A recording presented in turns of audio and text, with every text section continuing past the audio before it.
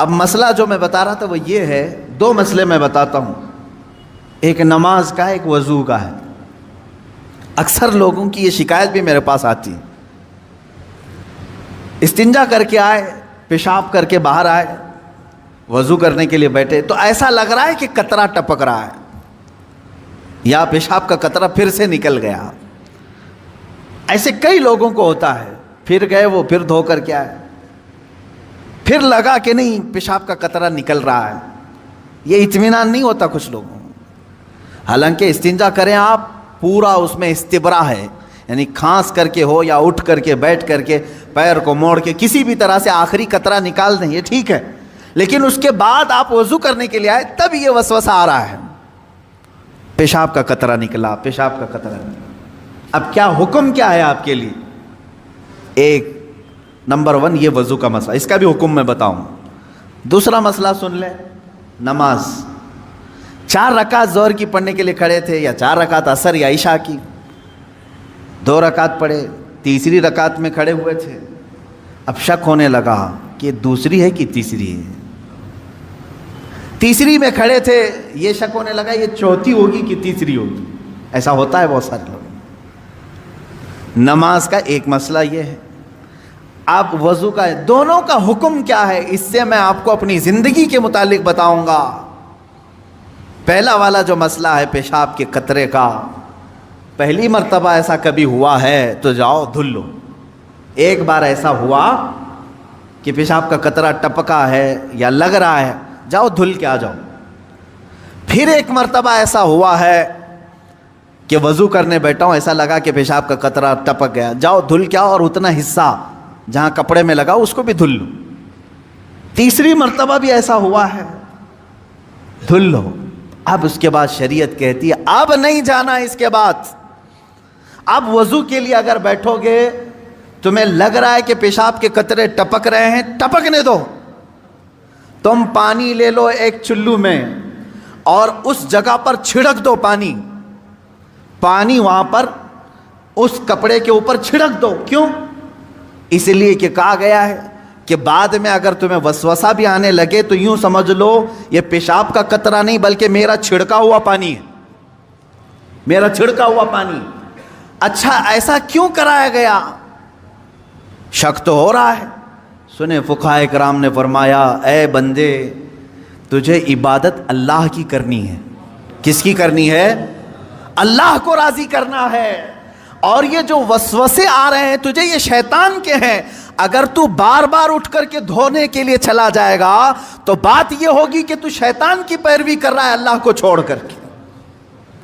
یہاں شریعت نے یہاں تک کہا کہ شیطان کی پیروی ہو جائے گی اگر کثرت سے تو کرنے لگ گیا۔ جب شیطان وسوسہ ڈالا اٹھ گئے، جب شیطان شک ڈالا پھر اٹھ گئے۔ بار بار اگر خیال آ رہا ہے تو اس پر عمل کرنا جائز نہیں۔ پانی چھڑک لو اور کہو میں شیطان کی پیروی نہیں کروں گا، میرے مولا کی عبادت کروں گا۔ دوسرا مسئلہ نماز کا کہ جس میں اگر 3 میں 4 میں شک ہو، ایک بار ہو گیا تو چلو دوہرا لو، 2 بار ہو گیا تو چلو ٹھیک ہے، جتنا یقین ہے اس کے آگے کی رکعتیں پڑھ لو۔ اب اگر بار بار ایسا شک ہوتا ہے تو فرمایا گیا اپنی نماز ویسی ہی کمپلیٹ کرو، اس لیے کہ یہ شیطان تمہیں وسوسے ڈال رہا ہے۔ اگر تم اس کے وسوسوں کی طرف جاؤ گے تو یہاں ہوگا یہ کہ تم شیطان کی پیروی میں لگ گئے۔ حقیقت میں نماز تو رحمان کی عبادت ہے۔ آپ سمجھ رہے ہیں؟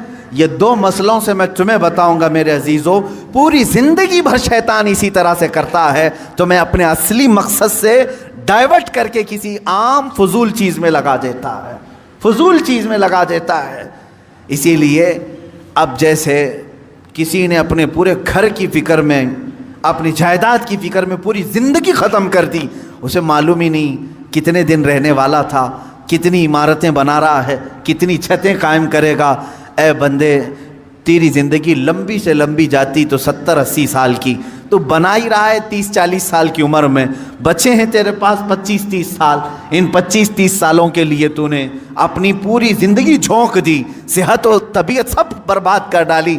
لیکن جہاں 100 سال سونا ہے کہ 200 سال کہ 500 سال کہ 1000 سال، ہمیں معلوم نہیں قبرستان میں کتنا سونا ہے، وہاں کے لیے بندہ ایک رات کی بھی عبادت کرنے کو تیار نہیں، ایک تسبیح گھمانے کو بھی تیار نہیں، وہاں کی عمارت تیار کرنے کو بندہ تیار نہیں۔ یہ شیطان ڈائیورٹ کر چکا ہے تمہیں، تمہاری اصلی منزل تو وہ تھی، تمہیں لگا دیا کسی اور کام میں، تمہیں لگا دیا کسی اور کام میں۔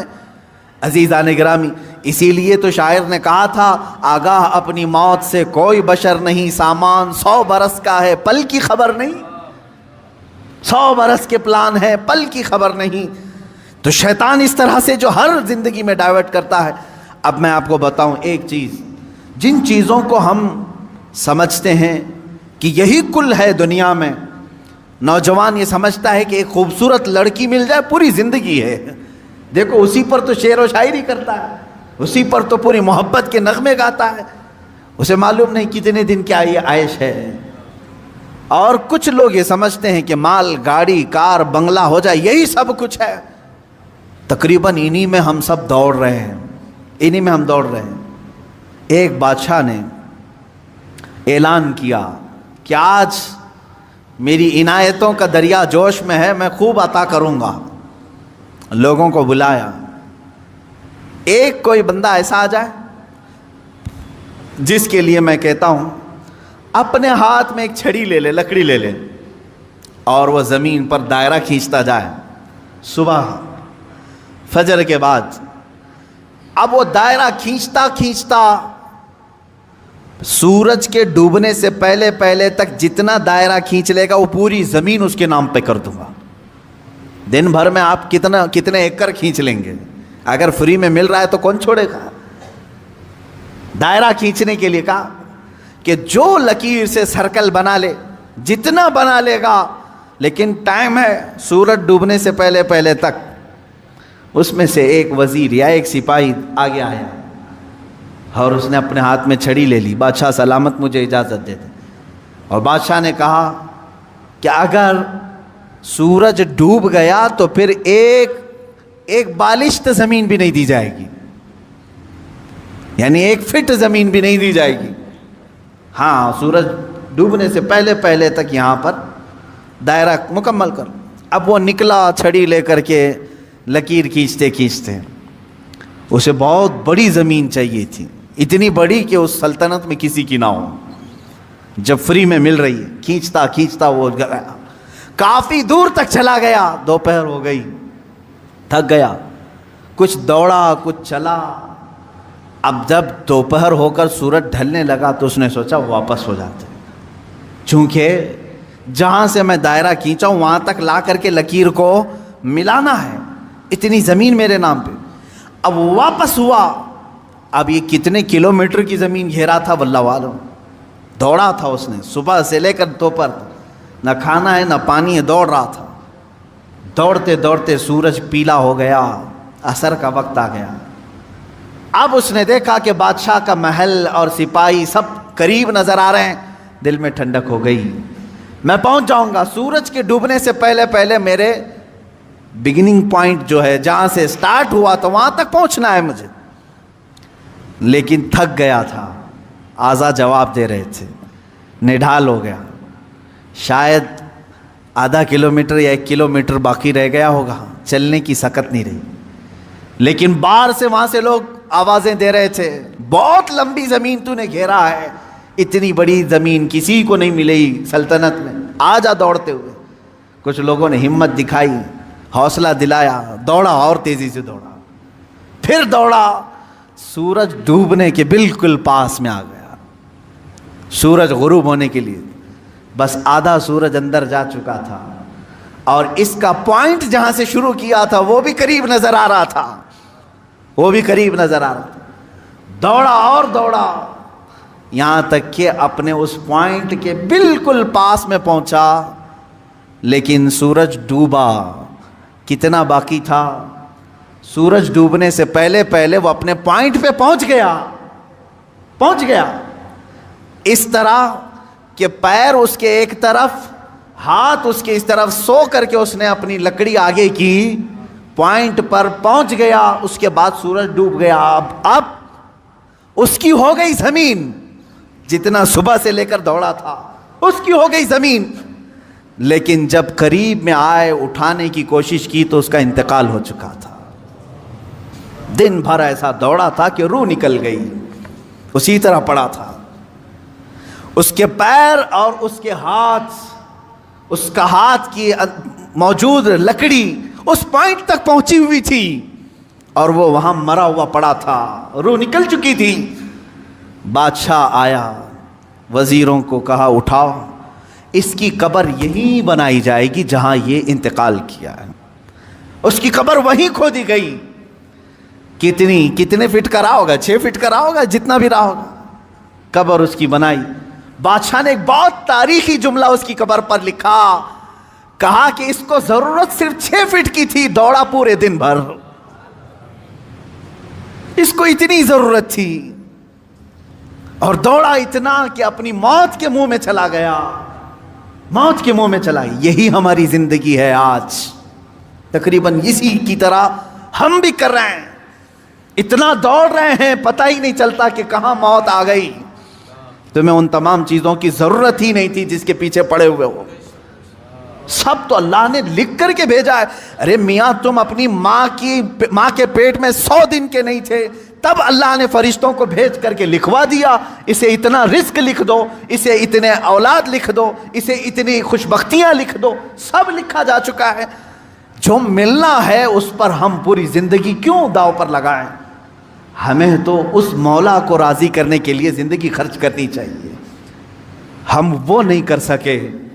میں یہاں چند بزرگوں کی بات بتا دوں. اللہ والے کیا دنیا میں انہوں نے کچھ حاصل نہیں کیا؟ مخدوم علی شاہ مینا رحمۃ اللہ تعالی علیہ، محمد شاہ مینا رحمۃ اللہ علیہ، لکھنؤ کے بڑے بزرگ، ان کی سیرت میں میں نے پڑھا. جانتے ہیں عبادت بھی کیسے کرتے تھے؟ اللہ اکبر. رات کے وقت کھلی دیوار جو ہوتی، کمپاؤنڈ جیسے ہوتا ہے دیوار کے اوپر کھڑے ہو جاتے تھے، عبادت کے لیے کھڑے ہوتے تھے. ادھر بھی نیچے، ادھر بھی نیچے، بیچ میں دیوار ہے. کھڑے کھڑے عبادت کرتے تھے رات تک. لوگ کہتے کہ حضور مسجد ہے، نیچے صحن ہے، آرام سے کریں. کہتے جب آرام ملتا ہے تو نیند آ جاتی ہے، آرام ملتا ہے تو نیند آ جاتی ہے. میں دیوار پر کھڑا ہوتا ہوں اور رات کو نیند آتی ہے تو کبھی کبھار دیوار سے گر جاتا ہوں. تو کہا گر جاتے ہیں پھر بھی کھڑے ہوتے ہیں؟ کہا ہاں، جو جسم غافل ہوگا اس کی سزا یہی ہے کہ وہ دیوار سے گرایا جائے. جو اپنے مولا سے غافل ہو اس کی سزا یہی ہے کہ اسے گرایا جائے. یہ اللہ والے تھے جو لمحے بھر کے لیے غافل ہوتے تو اپنی جسموں کو سزا دے دیتے تھے. حضرت سیدنا ابو بکر شبلی رحمۃ اللہ تعالی علیہ، یہ ہمارے سلسلہ قادریہ کے بڑے بزرگ ہیں. بحر شبلی شیر حق دنیا کے کتوں سے بچا، ایک کارک عبد واحد بے ریا کے واسطے. ہم شجرہ میں پڑھتے ہیں ان کا نام. حضرت ابو بکر شبلی رحمۃ اللہ علیہ بغداد شریف کے بزرگ ہیں. سیدنا امام اعظم ابو حنیفہ رضی اللہ تعالیٰ عنہ کے پڑوس میں دفن ہیں. آپ جب رات کو ذکر الہی کے لیے کھڑے ہوتے یا عبادت کے لیے کھڑے ہوتے، ایک مرتبہ ایسا ہوا کہ آپ کو جھپکی آئی، نیند آئی. یہاں تو لوگ رات تو چھوڑے جمعہ میں سوتے ہیں، بہت سارے لوگ تو جمعہ میں اپنی نیند کمپلیٹ کر کے آتے ہیں. پتہ ہی نہیں چلا کہ امام کب کھڑا ہوا، اقامت کب ہوئی، خطبہ تو پورا نیند میں چلا گیا. واللہ عالم سوتے ہیں یا پھر کشف کرتے ہیں، مراقبہ کرتے ہیں، 4تھی منزل پر پہنچتے ہوں گے.